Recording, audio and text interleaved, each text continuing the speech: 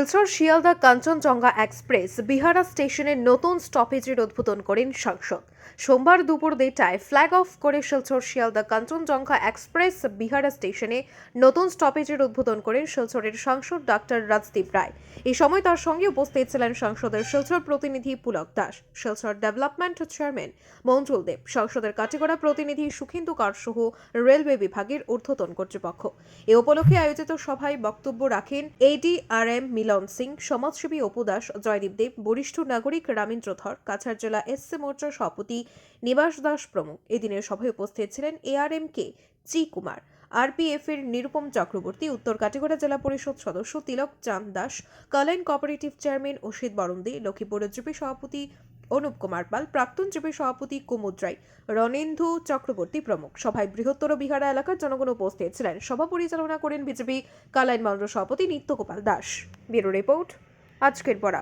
আজকে একটা বিশেষ দিন আমাদের জন্য, বিশেষ করে বিহারাবাসী এবং বৃহত্তর কাঠিগড়া LAC এবং বরখলার আন্ডারে এই যে রেলওয়ে স্টেশনটা অনেক পুরনো রেলওয়ে স্টেশন এবং এই রেলওয়ে স্টেশনের অধীনে অনেক লোক এখানে বসবাস করেন, যারা এই রেলওয়ে স্টেশনের বেনিফিট পেয়ে থাকেন। কিন্তু ওদের এই অঞ্চলের অনেক দিনের একটা পুরনো দাবি, বৃহৎ দাবি, যে এই অঞ্চলে দূরপাল্লার এক্সপ্রেস ট্রেন একটারও এখানে কোনো স্টেশন স্টপেজ নেই।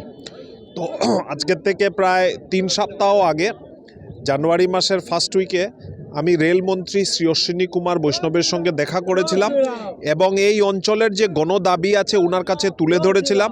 উনি সঙ্গে সঙ্গেই ওনার যে টিম আছে 2-3 জন OSD আর সবাইকে নিয়ে আমাকে ম্যাপ নিয়ে বসেছিলেন যে राजदीप दादा आप बताइए मेरे को कौन सा स्टेशन में चाहिए। तो हमने उनको समझाया कि ये वाला स्टेशन में हमको एक स्टॉपेज चाहिए, 2 ट्रेन है, उसमें एक ट्रेन में आप दे दीजिए तो लोग वहाँ पे काफ़ी सेटिस्फाइड होंगे।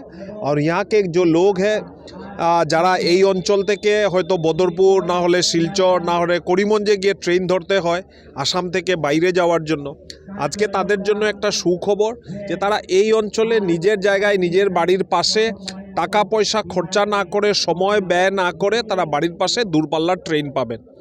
আমি ভারতবর্ষের মাননীয় যুগান্তকারী বিপ্লবকারী মানে রেলমন্ত্রী, যিনি টেকনোলজিকে ইন্ডিয়ান রেলওয়েসের সঙ্গে যুক্ত করেছেন, শ্রী অশ্বিনী বৈষ্ণবজিকে ধন্যবাদ দিতে চাই এবং উনার পুরো team NF railway, DRM, ADRM সঙ্গে সঙ্গে কাজ করে আজকে 3 সপ্তাহের মধ্যে আমরা স্টপেজ পেয়ে গেছি। তবে একটা জিনিস দেখার দরকার আছে, যেটা আমাকে বলেছেন যে এটা ইকোনমিক্যালি ভায়াবল হতে হবে, এইখান থেকে প্যাসেঞ্জার আসা যাওয়া করতে হবে। আর যদি বেশি পরিমাণে প্যাসেঞ্জার হয় তো ভবিষ্যতে আমরা আরেকটা ট্রেন পাবো। এখন আরেকটা নতুন জিনিস যেটা সংযোজন হচ্ছে যে FCI এর একটা গোডাউন এই অঞ্চলের একদম পাশেই হচ্ছে। ট্রেন লাইনটাও গিয়ে FCI এর গোডাউনের ভেতরে ঢুকবে।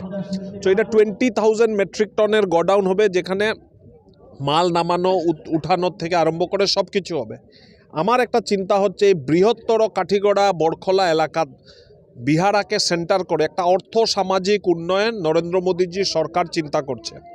এই যে 20,000 মেট্রিক টনের যে গোডাউন হবে, FCI এর গোডাউন, এটাতে ফুড গ্রেন, খাদ্য সামগ্রী শুধু বরাক উপত্যকার থাকবে এরকম না, পার্শ্ববর্তী রাজ্য মিজোরাম, পার্শ্ববর্তী রাজ্য ত্রিপুরা এবং পার্ট অফ মণিপুরের খাদ্য সামগ্রী এই বিহারা FCI গোডাউনে থাকবে। কাজ আরম্ভ হয়েছে, আমি এটার মনিটরিংয়ে লোক রেখেছি। আমরা আশা করি আগামী 2-1 বছরের মধ্যেই কাজ শেষ হবে এবং বৃহত্তর বিহারা এবং কাঠিগড়া বরখলা এলাকার অর্থ সামাজিক উন্নয়ন, এই অঞ্চলের পিছিয়ে পড়া যারা কৃষিজীবীরা আছেন কিংবা অন্যান্য যারা আছেন তাদেরও এই অঞ্চলের অর্থ সামাজিক উন্নয়ন হবে, এই বিশ্বাসটুকু আমি রাখি।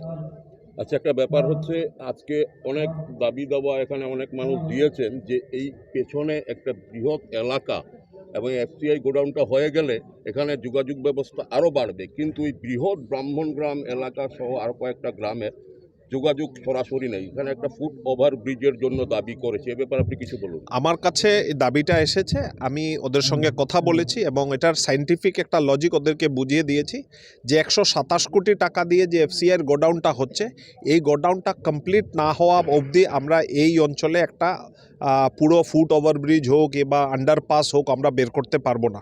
আগে ওই কাজটা হয়ে যাক, ওই কাজটা না হলে, কারণ একবার বানানোর পরে যদি আবার ভাঙতে লাগে, কারণ ট্রেন লাইন আরও বাড়বে, ট্রেন লাইন এইখান থেকে হয়তো আরও 1টা কি 2টা ট্রেন লাইন বাড়তে পারে।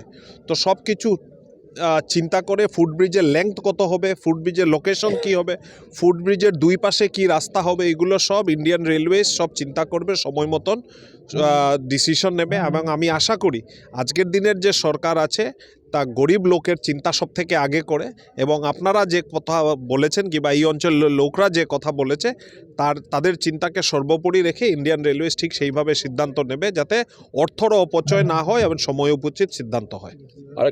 আরেকটা কথা আমরা এসে জানতে শুনেছি যে বিহারা রেল স্টেশনের যে প্ল্যাটফর্মটা এটা সবচেয়ে ছোট প্ল্যাটফর্ম।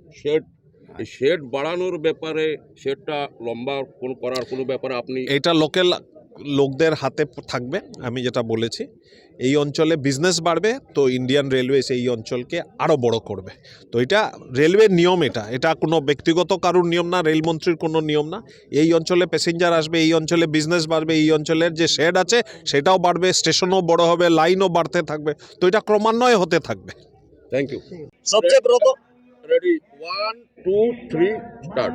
সবচেয়ে প্রথম ধন্যবাদ জ্ঞাপন করলাম বিহারা সহ তার আশেপাশের এলাকার যে জনসাধারণরা দীর্ঘ 11টা বছর থেকে অনবরত চেষ্টা করি আর বিহারাতে একটা দূরপাল্লাগামী ট্রেন থামানির তারার এই দাবিটা যে ভারত সরকারের রেল মন্ত্রণালয়ে বাস্তবায়িত করছে, এটার লেগে ধন্যবাদ।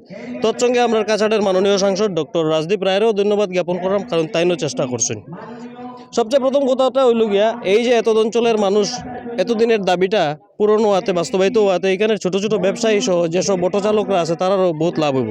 আমরা সাংসদ মহাশয়ের কাছে আরেকটা দাবি করলাম, আমরা পার্শ্ববর্তী গ্রাম ব্রাহ্মণ গ্রাম, সেই ব্রাহ্মণ গ্রামের জনসাধারণরা বিহারা থেকে টোটাল ডিসকানেক্ট হয়ে গেছে, তারারে যেন একটা যোগাযোগের ব্যবস্থা করিয়া দেওয়া হয় যাতে তারা বিহারাতে আয়। আর আমরা আরেকটা দাবি রাখি এখানের জনসাধারণরা, প্রত্যেকটা ট্রেনের স্টপেজ যেন বিহারাতে হয়। আপনারা দেখছেন আজকের Barak, a house of Adrija digital media.